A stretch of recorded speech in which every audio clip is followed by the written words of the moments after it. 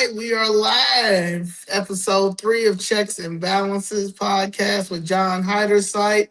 This is where common sense, the law, and modern day America intersects, and we will discuss a lot of things. So that's a lot of things going on. It's midterms. We got early voting starting tomorrow.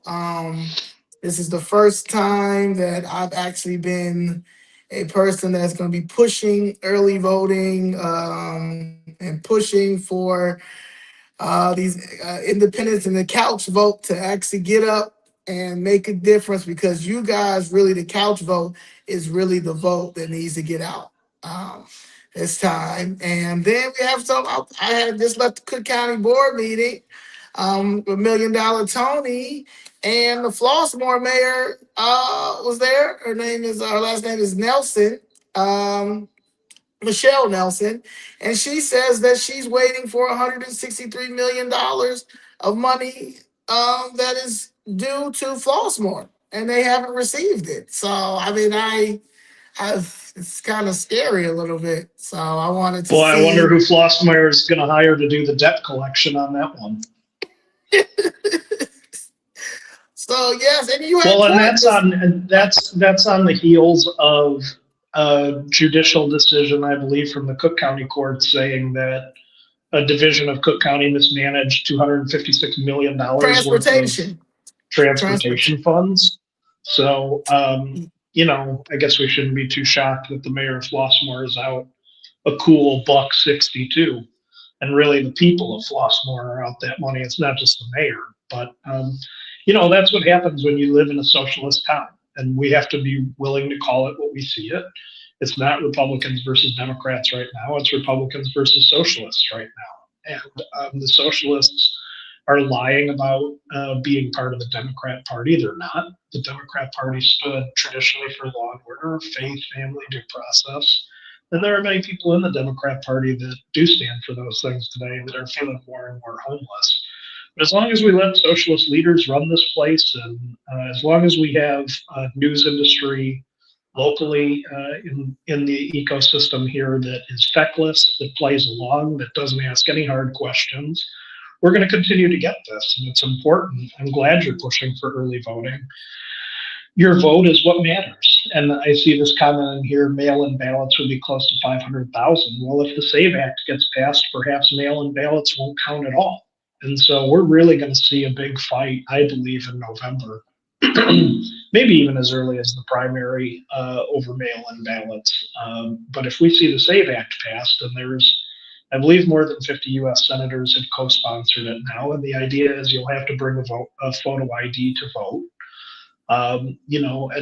And we have a Supreme Court that is more conservatively aligned in nature than democratically aligned in nature.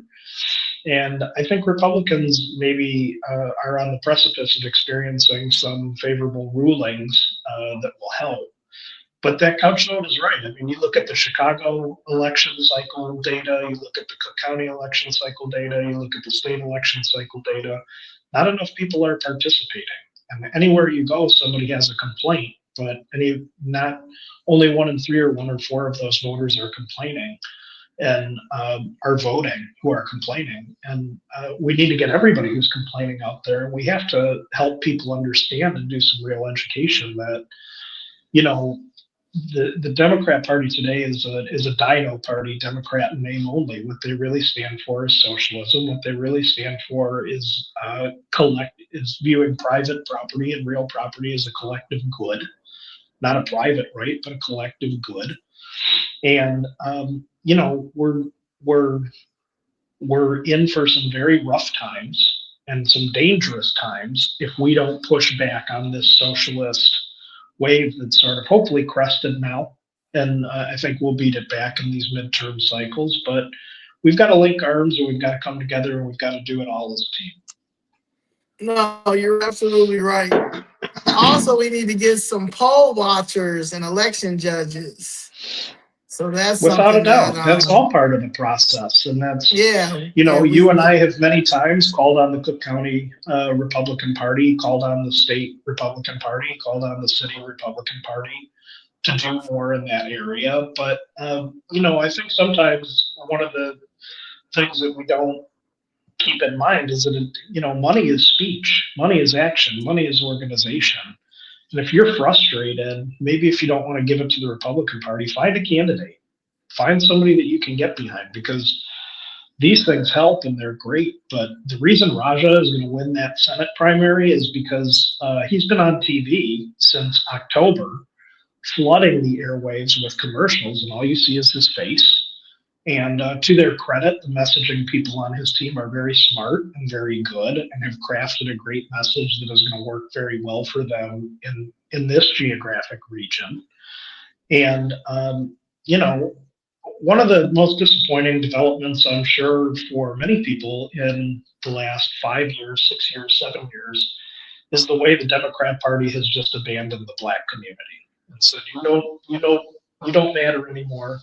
We don't care about your social service programs. We don't care about money for anything because we have new policy priorities and we have a new way of going.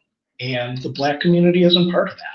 And what the Democrat Party is counting on is that the Black community doesn't respond to that in a logical, rational way.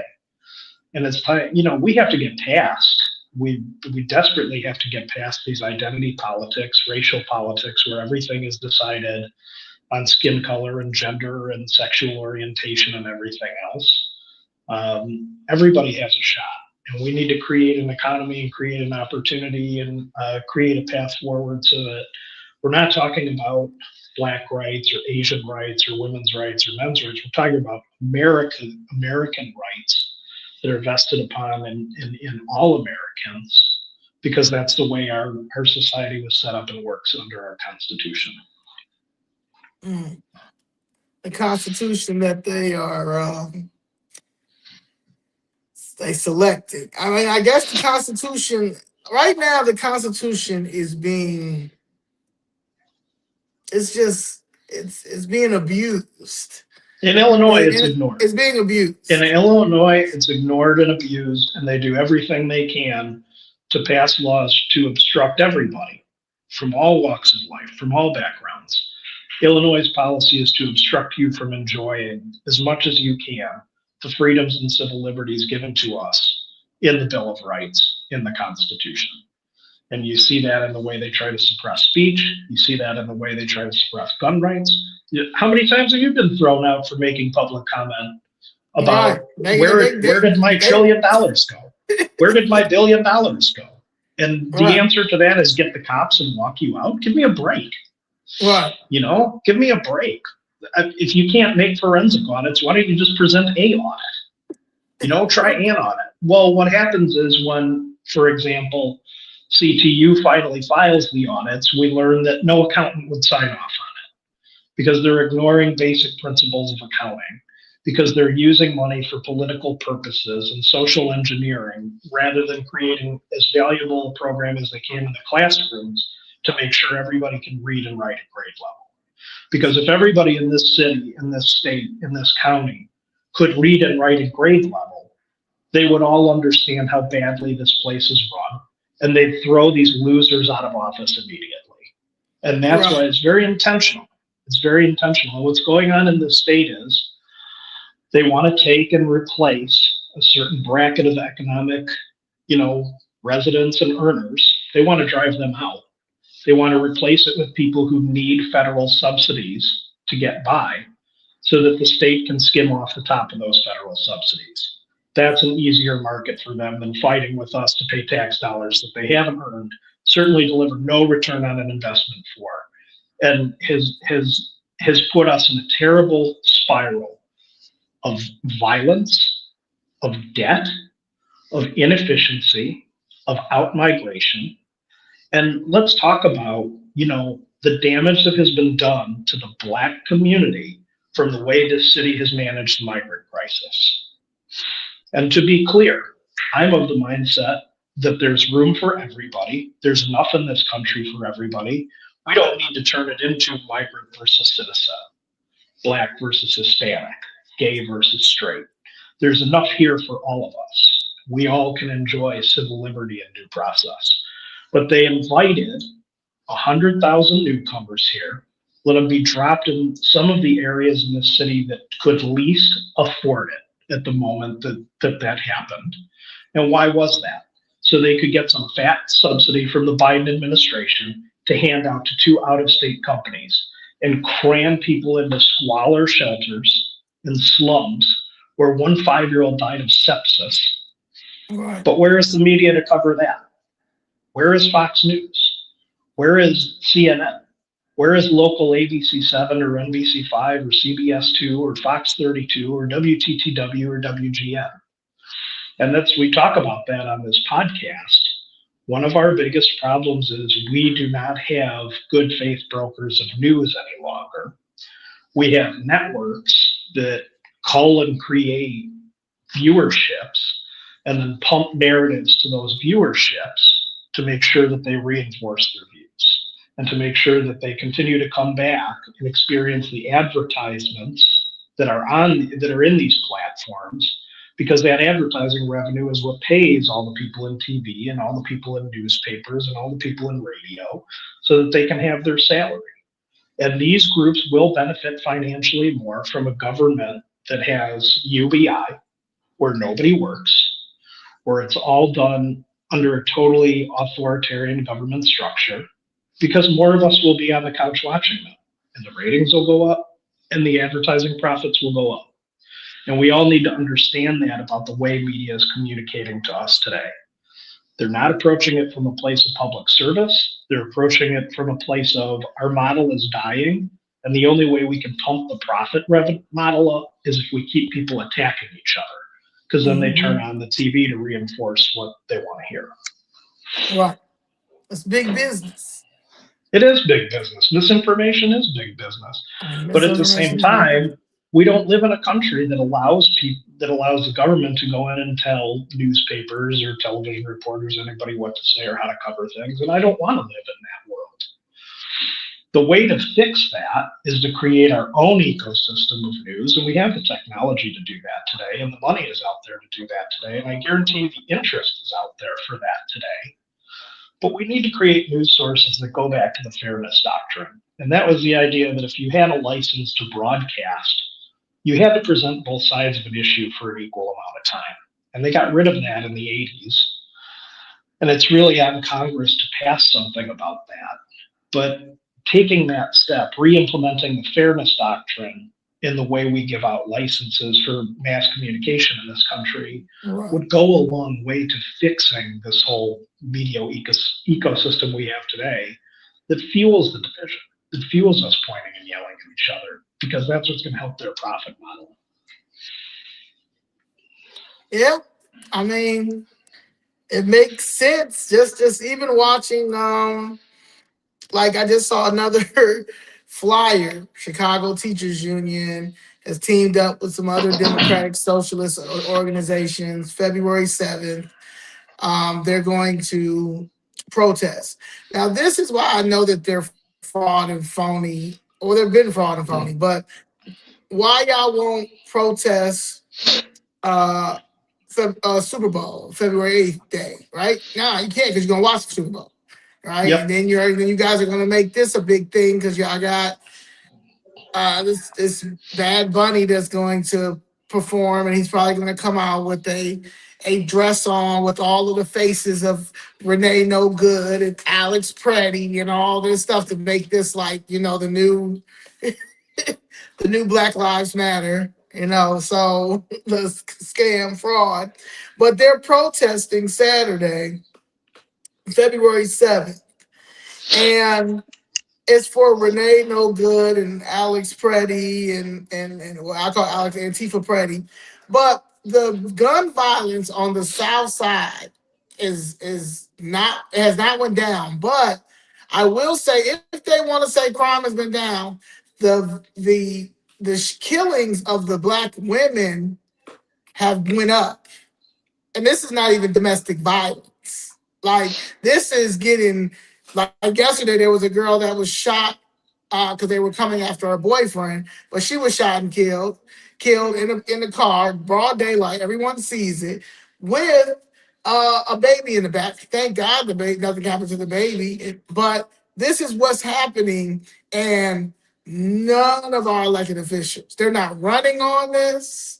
They're not running. They're all they're running on is getting Trump, getting Trump, getting Trump, getting Trump. You see people who are concerned about the city and the direction it's going, particularly being less susceptible to that kind of, oh, it's all Trump messaging, because obviously it's not. I mean, the problems in Chicago preceded Trump by 25 years or more, and they've only grown and grown and grown. So, but that's what I'm talking about when I say we don't have any kind of serious analysis in media about what's going on. And, with CTU, anything but teach the kids in the classroom. Anything Right, but be in there and teaching principles of math and science and arithmetic and English and secondary languages and art and music, anything but that. And it's what it is. I think what's so disgusting to me about the way these core people in CTU, this brass top level core people in CTU view their jobs, is what they're telling you. They don't hide it anymore. They go out and they publicly say, we're here to orchestrate a revolution in the United States. Well, you know what? That's not what my taxpayer dollars go for. That's not what your tax dollars go for. Your tax dollars and everybody's tax dollars go to educate children so that they can have a functional understanding of how to move through life. And I, to Republicans' detriment, and this is a direct criticism of Republicans, for too long, we've looked at the school system like, it costs too much. Let's just do this as cheaply as we can. Ignore what's going on in there. And on the Democrat side, the attitude has been, how do I commoditize education? How do I create industries out of it? How do I create profit out of it? How do I take the student in the classroom and generate as much sales off of them as I can, and generate as much salary for myself as I can? right. We need to take a holistic look at making Chicago a place where there's a world-class education that's given to every single person of every single zip code and every single financial background. And nobody wants to hear that, and that's hard work, and it takes a lot of time, and it takes more minds than mine. I'm the first to admit that. Right. It's going to take everybody. But what we see today, the embrace of socialism, rioting for Hamas, yelling some of the worst racial epithets you could yell at a black ICE agent because he's enforcing the law and throwing rocks at him as he drives off. Can you imagine if a white politician in Chicago did that to a black person? And I don't want to imagine it, and I don't encourage it. It's wrong in all forms. It's disgusting in all forms, whether it comes from the far right, whether it comes from the far left, whether it comes from the center. That kind of talk and behavior is beneath us all in 2025. But not a single frame of coverage of that other than on social media where you see viral videos going around. And why is that? Because they're not interested in having an honest discussion. They're interested in pumping up their profits. And you talk about, let's go one further. Let's talk about the two kids firing semi-automatics at each other at 1:30 in the afternoon. That video has been going all around Chicago Twitter right now. So, but we have to be honest about what we're facing. We're not facing an election with Republicans and Democrats. We're facing an election of Republicans or socialism. And I promise you that what the socialists start in the black community will come for every other community in Chicago, in Cook County, and in Illinois. And the only people that can afford it are who? These billionaires. The billionaires are the only people who can afford it. And they want to use socialism to break the 2 to 5% and take all their wealth and use that to pay the debts that they've created, rather than pay their fair share out of their billions and billions of dollars. And to be clear, I want to see a place with low taxes. You can't have an economy that runs well without low tax. We're seeing in Chicago the effect of tax and spend, tax and spend, tax and spend, tax and spend, never address the debt, payday loan debt with 35% interest on hundreds of millions of debt. There's no way to run a business. This is no way to run a family house. There's certainly no way to run government finances, where those finances are taken from every single person that lives here and contributes in their own way to this ecosystem. Someone has a question. I don't know, Sure, Walter, shoot. you still here? Sure. Hey, Walter. Yeah. See, I gotta get. I'm gonna start working on. Maybe we could do some call-ins. I gotta figure out how that works. But But the maybe we work that could. you're doing, well, you look for that. The work that you're doing is so important because you're out there. Miss Jessica is out there. Danny is out there. Others are out there, and they're taking the step to educate people and say, no, you're being lied to. And that's what it really is today. That's what it boils down to today. And I don't like to talk that way. I don't like to think that way. But, Wow. my grandma is 88 years old, and I was talking to her the other day. I asked her, in your entire life, in your 8 generations, almost nine, before 2020, how many times did you see people out in the streets physically attacking ICE agents for enforcing immigration law? She said never. I said she was a teacher for many, Wow. many, many years. Worked in some of the places that needed quality teachers the most and dedicated her life to that. In many ways, she's an idol of mine because of that. I'm really proud of my grandmother and what she contributed to this city. I asked her, how many times did you go out and march for the right of Hamas to murder Jews? Never. Because it was crazy and we'd be fired if we even brought it up. And, why does this continue to happen? Because unlike the people who are so upset about it, the groups that are tasked with covering these events are telling you it's fine. It's wonderful. And you're Wow. wrong and crazy for not being okay with it. And the biggest thing you can do to improve this country is turn off the television. That's number one. The next biggest thing you can do to improve this country is vote. And I think that I don't know how anybody could vote anything other than Republican in this election cycle. There may come another time in life where it makes sense to switch back. But we're not talking about 800 years. We're talking about this election cycle and what's in front of us today. And I Right. promise you that if these Democrats get another supermajority and J.B. Pritzker running as president as a third-term governor here, there's no end to the tyrannical abuses he will engage in for the cameras. No, No you're end right. to it. And if Absolutely. you want to go run for president, go run for president, pal. Take your $1 billion, go run for president out of the Hyatt. Why don't you take a couple of the newcomers you've invited in here with you into your Hyatt? Right. Put them in the Hyatt. Don't charge them any money. Give them 3 squares a day. Give them medical care out there. Okay, and Right. upcharge everybody who had previously rented at the Hyatt 5 times their rate to cover it. He'd be bankrupt in a week. But take your Exactly. billions, take your billions, take your psycho socialist ideas, get out of this state, go run for president and lose that way if you want to, because he is going to lose. There's no Right. question about that, you know. But it's time for a change in Illinois. It's not just about J.B. Pritzker. It's not just about Mike Madigan. It's not just about some of these other faces that we've seen and talked about in the news forever. It's about the people saying we will no longer be taken advantage of by our government structures. We will no longer be told by our city council that we cannot have a referendum on sanctuary policy.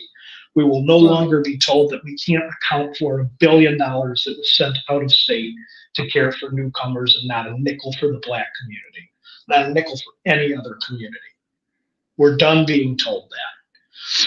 And, it takes some education. I mean, new things are different, new things are hard. It's tough to try something new because you feel Right. like, oh, maybe I'm admitting a mistake. Maybe I did something wrong. No, the people that run this place have been doing something wrong forever and ever and ever. And it's time for us to say, I'm not going to tolerate it anymore, not for a minute. If that means I vote Republican in this cycle to show you people what's up, that's what I'm going to do. Yeah. I like that. That's that piece, y'all. That's that piece. Uh, you had court today in the federal I building. I was Was it over at the criminal Dirksen or civil? building. I was at the Dirksen building. I was meeting with a U.S. attorney about a criminal case with co-counsel and myself. When people are facing criminal charges, it's one of the hardest things that ever happens in life. You've got a cloud hanging over your head. You're wondering what's going to happen. You're wondering, am I going to be able to work again? You're wondering, is this going to affect my job, my family? And in certain accusations or criminal charges, you could be facing custody time. And you need somebody on your side that has done this for a long time. I've practiced criminal law for 15 years in federal and state courts in Illinois. I've represented people on everything from murder and jaywalking and in between. You know, I'm a believer that there's not one best attorney out there. I think there's a class of attorneys that are A plus attorneys, a class of attorneys that are A attorneys, a class of attorneys that are B plus attorneys, and so on. I think I'm one of the class of the top criminal attorneys now with the experience I have and the work that I've done.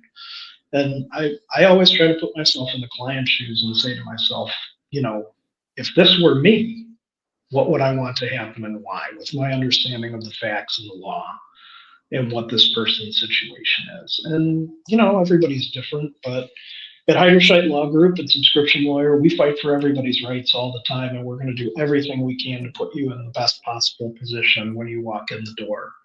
And you're going to have a team of professionals that cares about you and your outcome. Yeah, well, as I said, anything you need. And if you are here unlawfully, okay, and either better be a warrant or you are the legal immigrant. John H. Know your rights. Just know your rights. Talk to somebody and know your rights. Know your rights. It's so important. Criminal, civil, and immigration needs. And know your rights, man. If you we're playing Russian roulette out here, and then when they come get you, you're just, I don't know what happened. Well, you didn't know your rights.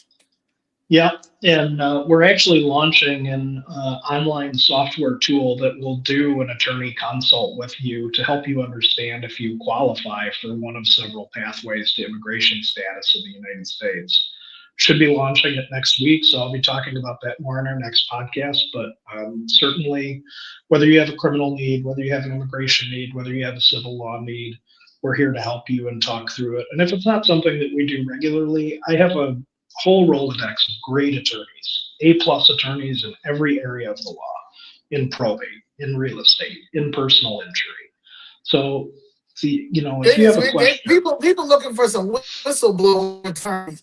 You got some whistleblower attorneys?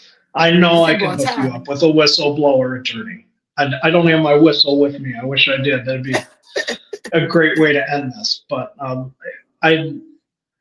I've had a great career, and I've been very lucky, and I've been very privileged to have some mentors who have taken a lot of interest in me and helped me along in my career. And as I've said, I don't bite off things I can't chew, and I don't do everything. And you don't want a lawyer who's a jack of all trades necessarily. But if you have a serious issue, if there's something weighing on you, call us, schedule a consult with me, and if I can't help you, I will hook you up with somebody who can. Look at that. That's that piece, y'all. We got some good attorneys out here. You know what? John H. is a good, he's one of my favorite people, but he is a good attorney. So, and criminal, come on, y'all. Especially, come on now. Y'all, if y'all want to be out Stay out of trouble. The reckless and the dangerous life, make sure you have a good defense criminal attorney on Rolodex. Stay out of trouble. They got that on the Rolodex, man. So I'm off site today. I'm not in my office. I'm actually downtown, and I've only got this room for about one more minute. So we're going to probably have to wrap up this episode here. But I can't wait to do the next one. And you know, Zoe, I love what you're doing out there. You're crushing it. You're standing for people who don't have a voice, and you are one of the civil rights leaders of this time. So keep it up. Appreciate it. Please like, share, and subscribe, and see y'all for episode 4. Peace. See you next week. Yeah.